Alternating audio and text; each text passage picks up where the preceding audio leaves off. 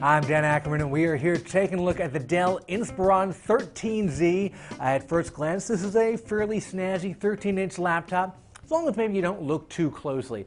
Take it to the coffee shop, you won't be embarrassed to be seen with it, but once you kind of get up close, you realize that the brushed metal is actually plastic that just looks like metal. It's got these little plastic flaps over the ports on the side, and the whole thing has kind of a plastic, not super sturdy feel to it.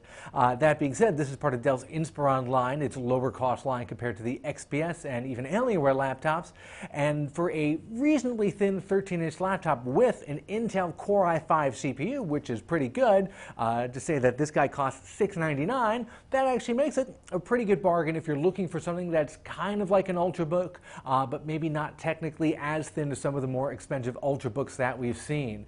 I did see a bunch of differences between this model and the more expensive 14Z that we also reviewed recently. Keep in mind that 14Z was about $200 more.